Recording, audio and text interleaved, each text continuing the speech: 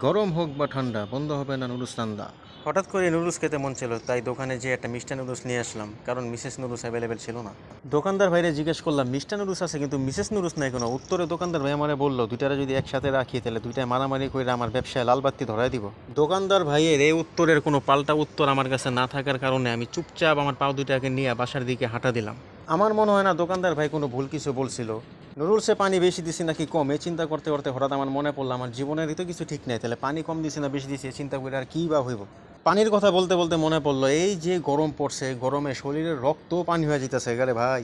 আমাদের যে শ্রদ্ধেয় বড় ভাইরা বলছিল যে তারা সামার লাভার, তাদেরকে খুঁজে পাওয়া যাচ্ছে না। তারা যে কই কোন চিপায় যা পলাইছে কে জানে। এতই গরম পড়ছে যে পানির বোতল হাতে নিলে কনফিউজড হয়ে যায়, পানি কি খাবো নাকি মাথায় ঢেলে দেবো। কথা বলতে বলতে আমার নুডলস রান্নাটা হয়েই গেল। কথা বলতে বলতে যদি ভুল কিছু বলে থাকি তাহলে মাফ করে দিয়েন। যেই গরম পড়ছে কি বলতে কি বলে ফেলি নিজেই জানি না। যদিও গরমের কারণে সবার প্রায় একই অবস্থা এখন। নুডলস রান্না তো হয়ে গেছে, কিন্তু দুঃখের বিষয় একটাই যে আপনাদের চাইলেও দিতে পারবো না।